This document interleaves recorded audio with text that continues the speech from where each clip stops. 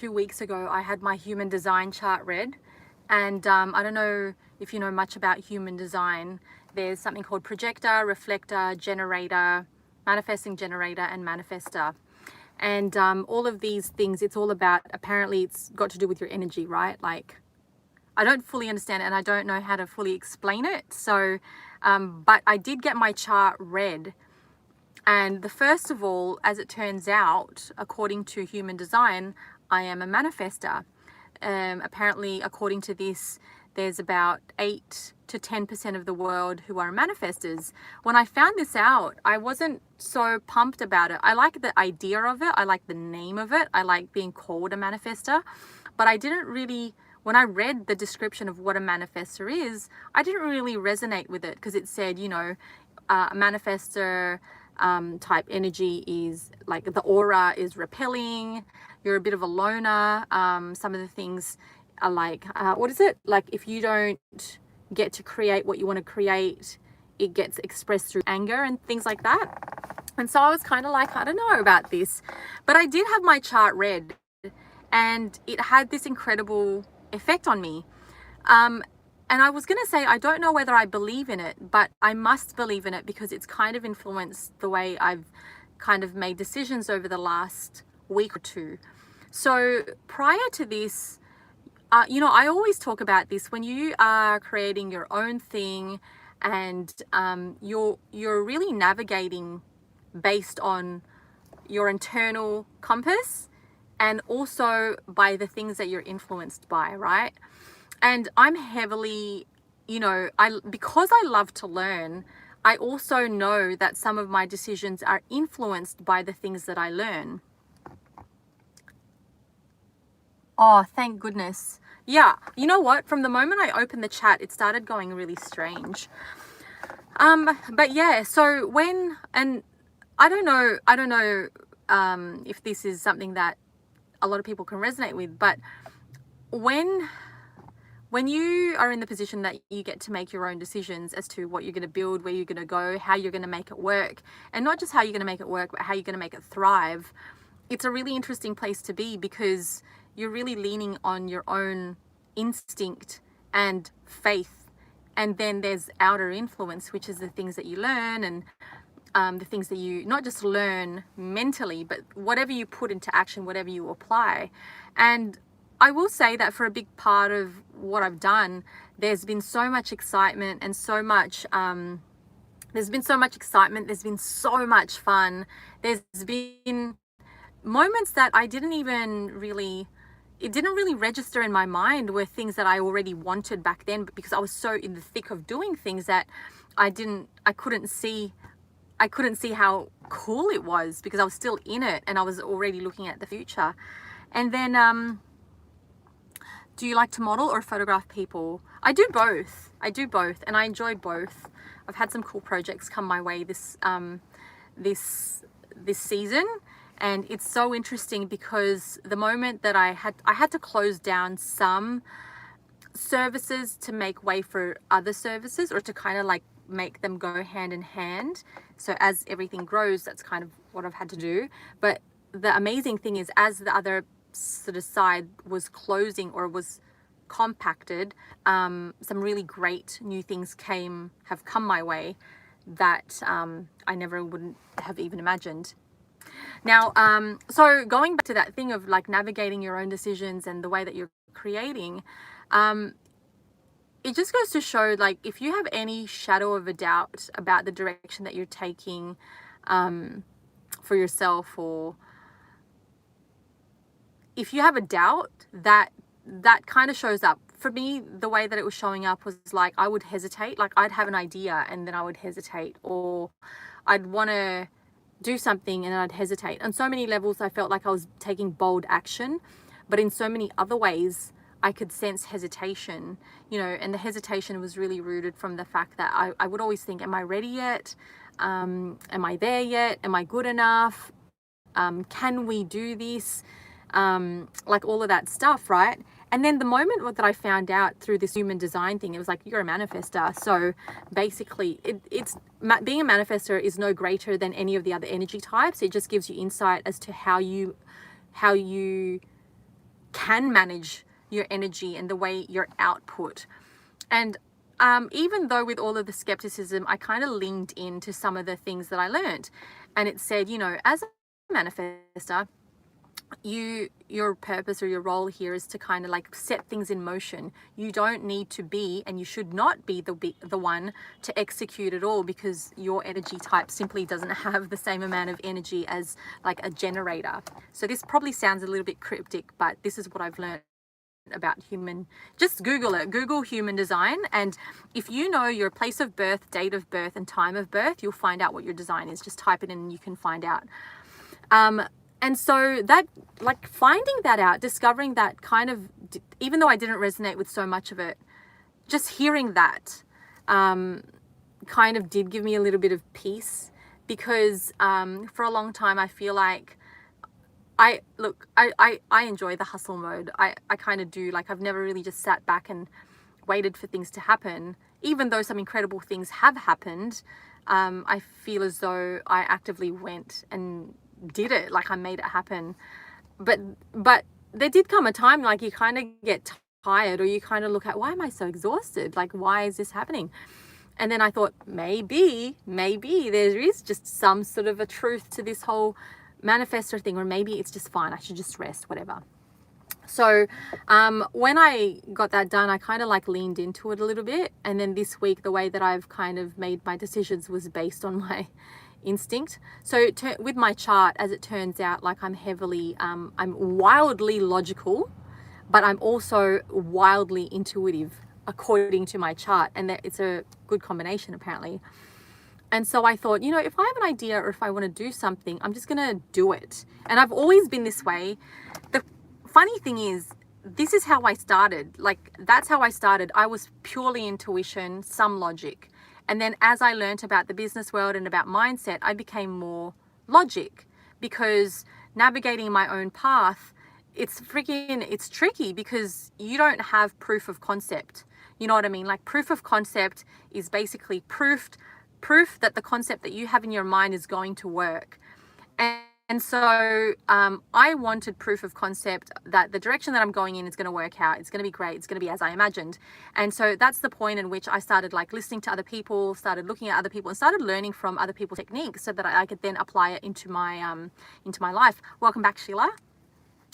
But in saying that, I think I leaned very heavily into the things that I was learning, that I may have put my own strengths to the side in place of other people's advice and their methods and that kind of thing. And I don't think it's necessarily a bad thing, but it does become a struggle when you forget the power of your own instinct. And more so in the struggle that, like, I don't think I ever really suppressed it, because I've always leaned into my intuition in terms of the way that I decide things. But when I was feeling like I was making decisions against the way everything is, against what anyone would think is a sane decision, I would feel like a little bit heavy inside. You know, I would feel as though this is wrong, this is failure, and that's fine. Failure is part of the journey, but I would feel heavier than I should have. So this week I really like leaned in, and I was like, if I think this and I feel this and it feels strong and it keeps recurring, then I'm going to do it. Do I really have to wait for it to be recurring, or can I just take that singular nudge and take action from there? And that's what I've done. And it's just amazing. Like, the moment that you're like, yep, cool. Like, I trust this. I trust the nudges. This is the direction that we're going to go.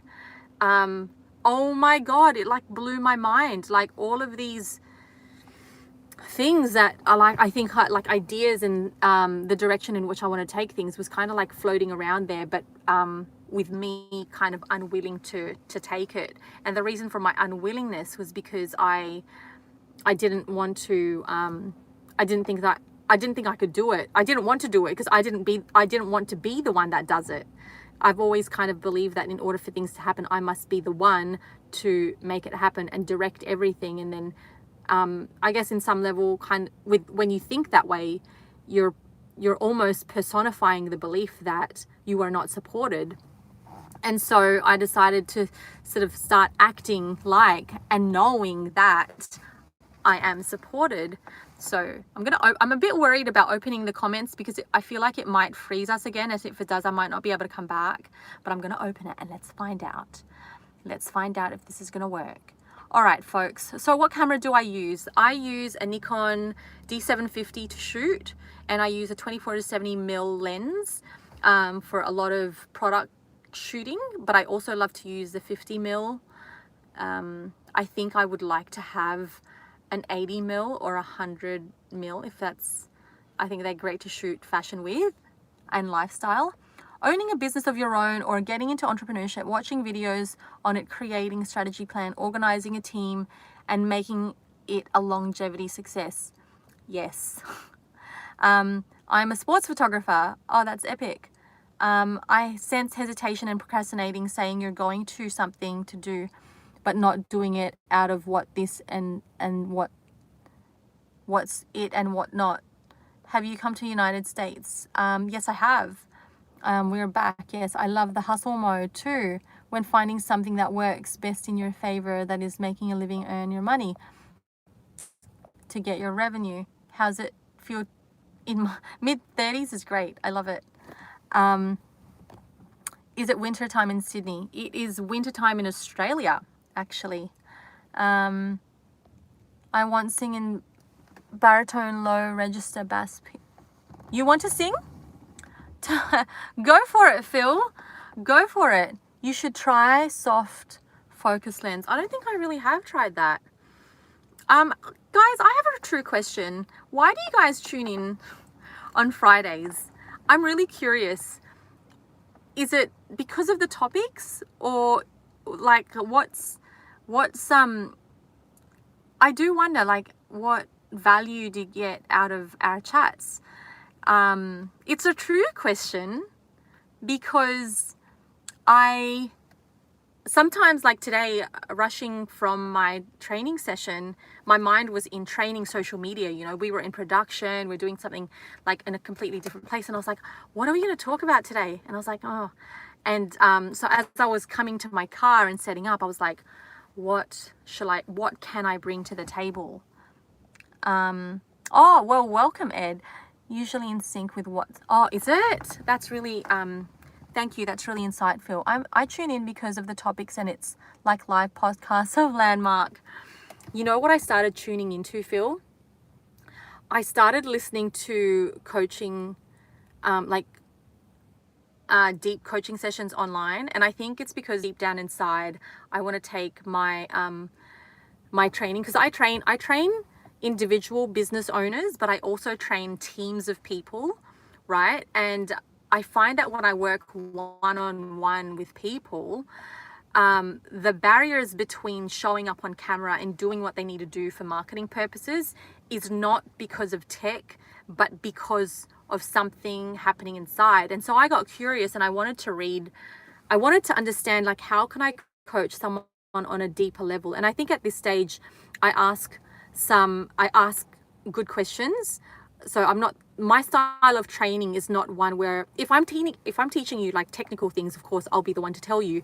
But if I sense doubt, or if I sense, like, when someone asks me a specific question, my style of training is I get them to generate their own answers through effective questioning.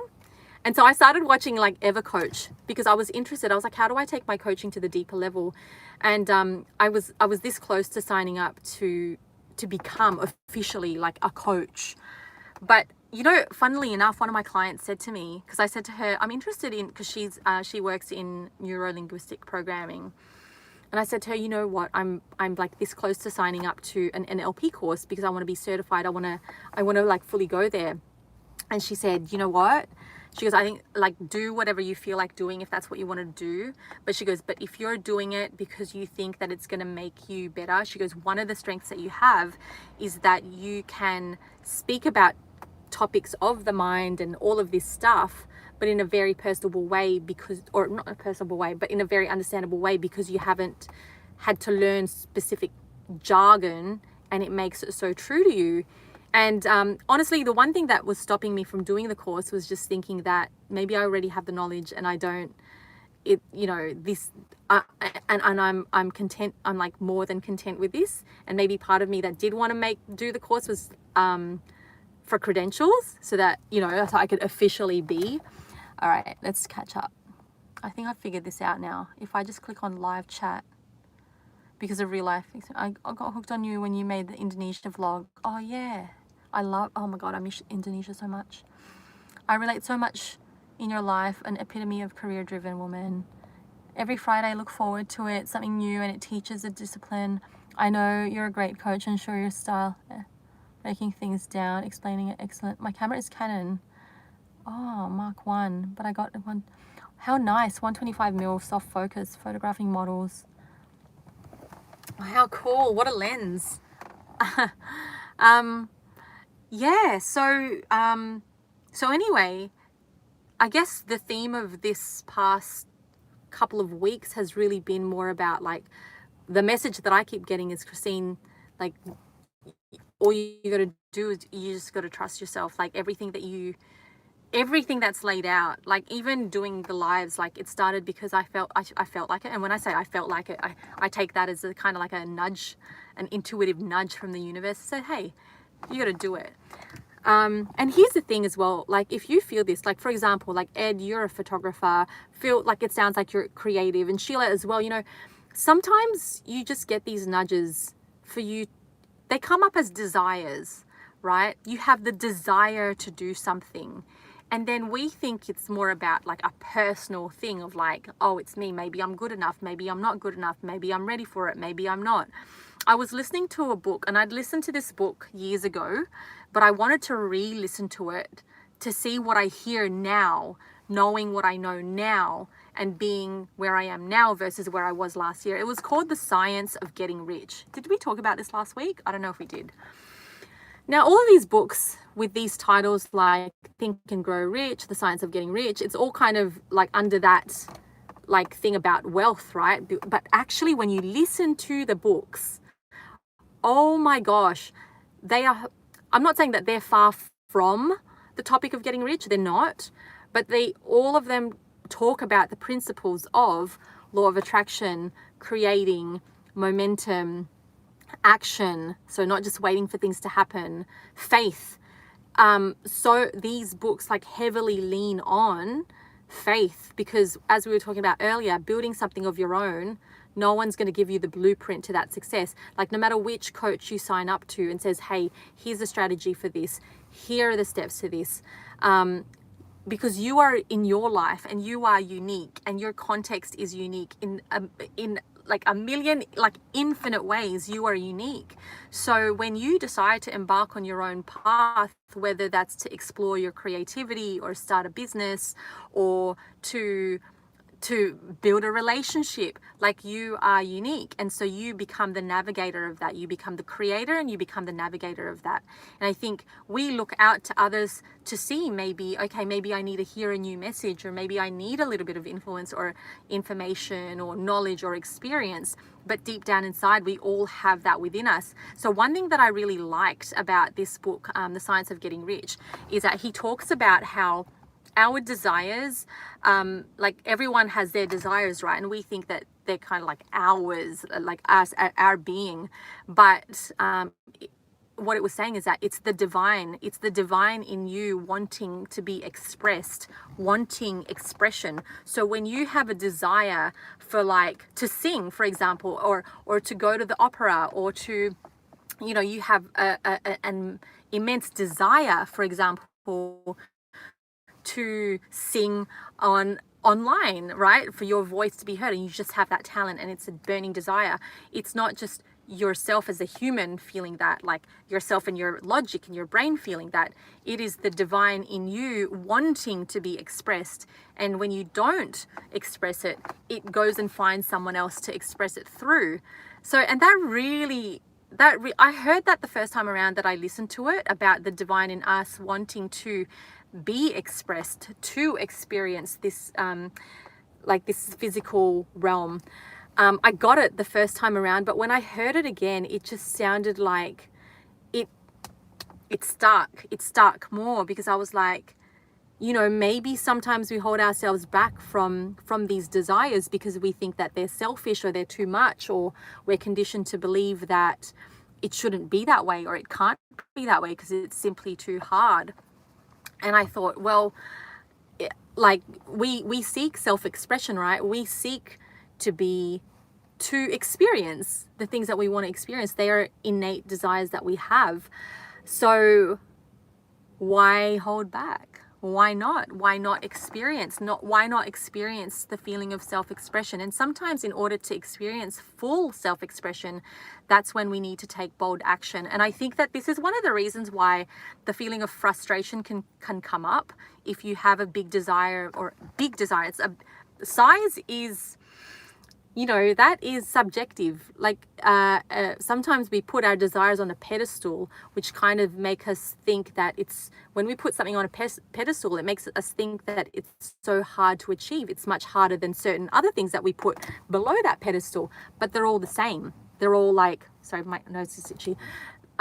Desires are all the same. It's more the meaning that we put towards those desires that makes something attainable for us or unattainable for us. Sometimes it's the way that we put certain desires on a pedestal that makes us go for something and not go for something because we think that we deserve it or we don't deserve it, or we're capable or we're not capable of it.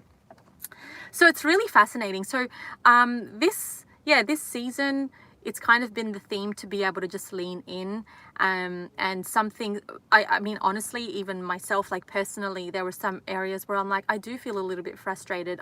And I asked myself, like, why do I feel frustrated? And then I thought, I was like, Kristine, because you're wading in your own pool that you've been ready to get out of. So what are you really afraid of? Are you afraid of losing control? Are you afraid that you might build something in the wrong direction? Are you afraid that what it's going to look like if you become this way, or what will it look like if you build that kind of path? Is that acceptable? And I thought, what if I stopped asking that question of what if, and just lean in and truly be the creator of my life? And that means sometimes that speaking and doing things, it does feel a little bit different, because the old version, you know, the old skin that you're ready to shed doesn't behave like that, doesn't think like that. So, you know, in the past episodes, we've talked about stepping in and being the person that you want to be today. So not waiting for a specific condition in the world to change, your environment to change, your job to change, nothing. Let's say this is an exercise. Okay, I'll give you an exercise that I sort of started doing probably towards the end of last year to the beginning of this year. And I was like, all right, the new version, the next level version, what does that look like? What does she feel like? And, you know, I mentioned in the past, I said, oh, she's very chilled out. She's very chilled. Kristine version 2.0 is like super chill. She does like, blah, does not bother by anything. But the other thing that I realized around that time, I was like, she's also like quietly really confident. Like she doesn't really doubt what she knows. Like she'll step in. And, you know, when I thought this, I was like, far out. Like, you're right. Me talking to myself, you're right. The next version of you does not hesitate. So why would you hesitate today? Because you're going to step into that person that you want to be today. And then that gave me the opportunity to distinguish the feeling, the physical feeling of hesitation versus confidence. Now, this is what it looks like when you step into the person that you want to be. For me, how I felt was like hesitation. And I'm like, oh, hesitation. And I'm like, pause. Deep breath. And how's confidence feel? Different energy. Same person, same outfit, same conversation. But the feeling inside, the energy, the driving force of that communication is different. There's a very, especially like as a trainer, as a coach, what used to intimidate me was if I was sitting and coaching someone more successful. I go air quotes because I think the word success is subjective, right? And to me, like I had this big beliefs around what success was, and the only thing that my brain could really take is that success, like even though in my consciousness, in my forward front of my brain, like the consciousness was saying that success is, it's full rounded, it's happiness, it is health, it's wealth, and all of those things. I think in my conditioning in the past, for me, I would just think success is only money. So if I was coaching someone who was already, you know, like in a different income bracket to me, or age-wise, or even maybe they've achieved something more than I have, in terms of like those tangible achievements, I really did feel as though I would hesitate, because I felt as though, can you really ask these questions? Can you ask these deep kinds of questions to someone who is more successful than you? And that's when I started to sense the difference between hesitation in a conversation, the pause. The pause is like neutralizing that. It's like, hesitation, I see you, let's neutralize you.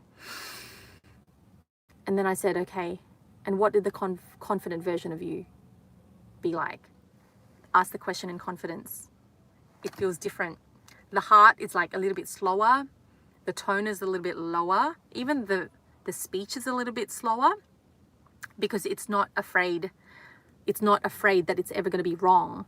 So that was like, that was my experience of like stepping in. And it's really interesting. It's an interesting process to be able to sort of like take the consciousness and like meld it. It's like you want to take your consciousness and like introduce it to your subconscious and be like, hey guys, meet. Here's my subconscious. Here's my consciousness. Nice to meet you. Let's meet in the middle. And then let's create a new subconscious. Let's create some new beliefs. So yeah, it's a really interesting practice. So if you feel as though you have certain desires, and sometimes a desire doesn't really mean like tangible things. Maybe you want to transform your self-image. Maybe you want to look and know that you are that confident person that you want to be. Like, you want to go out there and be confident. You want to get what you want to get. You know, you want to, not just that, you want to attract what you want to attract because you know that you believe it. Like, these desires can be, and they often are, these non-tangible things. They're like a feeling, right? So when we say like shifting your self-image, that's not necessarily just like the clothes that you wear. Your self-image has a lot to do with how you see yourself in the mirror. Not just the physical mirror, but like really how you see yourself. So when we have those desires, it's the divine in you wanting to be expressed. And so with that said, why not allow it? Why not allow yourself to be self-expressed? It doesn't matter if you feel fear. It's actually kind of good, because that level of discomfort, that feeling of discomfort, that feeling of fear is an indication that ego is popping up. And why is the ego popping up? Because you're about to step in to where the ego doesn't have that huge voice and take over your being in that moment. Your ego's job is to just protect you. You know, and it's not a bad thing. Like, we can easily see the ego as this evil thing, like, get out of my life, like, I don't want you there. But its role is to keep you safe. You know, like, as creatures, we have our instincts, and sometimes the ego comes up as an instinct. It's kind of comes up in the guise of instinct, like wanting to keep you safe in what you know, so that you don't change too much and then threaten its existence. Sometimes when you're stepping into full expression, you can feel as though yourself, when you're about to step into full self-expression, it feels like a threat to your ego. It feels like a threat because it's unaware of what the outcome of that is going to be. So when you are fully self-expressed, coming from a place of non-expression, your ego is probably going like, oh my God, what's going to happen? Like, if we go here, people are going to hate us. Or like, if we go here, what if we're wrong? Like, if we go here, like, how are people going to see us? And it's all this like fear of the judgment, fear of failure, fear of like, because stepping into that full expression, maybe you don't even really know what that looks like in reality, and it hesitates. So let's catch up. Let's catch up on the chat. Oh my God, you guys, my battery is it's looking slim.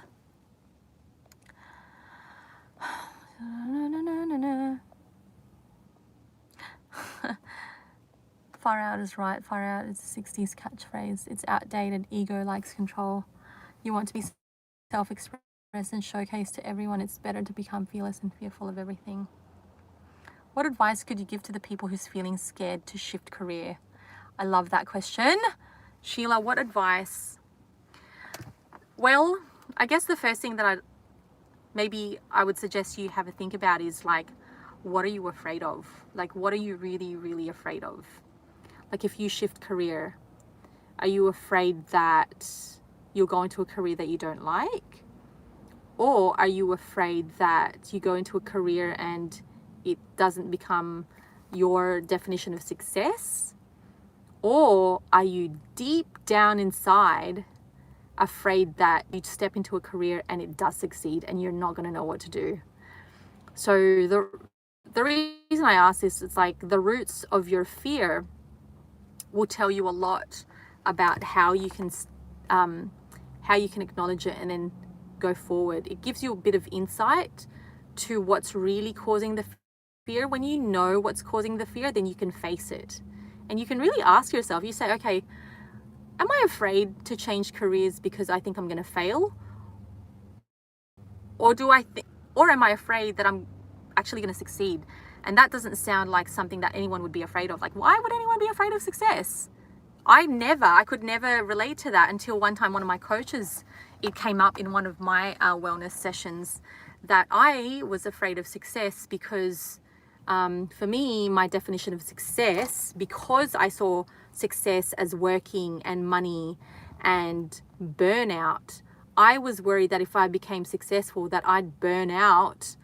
And the other thing that I was afraid of, and I think I'm starting to understand this as time passes, is that I don't know what that person, or back then I didn't know what that person would look like.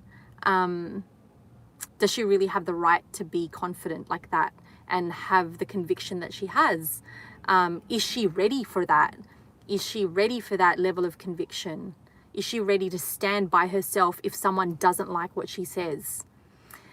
I think, so when you say like fear of success, sometimes those are the roots of success, the fear of success.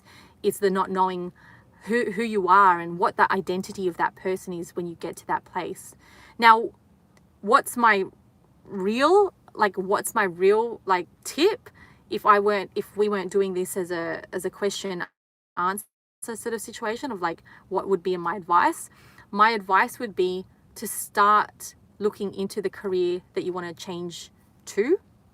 So, we talked about this in the episode called The Problem with the All or Nothing Mentality, is that some people think, oh, I want to change career, but I'm not fully ready yet. So you're waiting for that big moment so that you can fully step into that new career, right? But sometimes it's not necessarily about just like cutting this off and then going straight in and diving in. It's a very romantic idea, but sometimes it just takes like those small actions where you set momentum.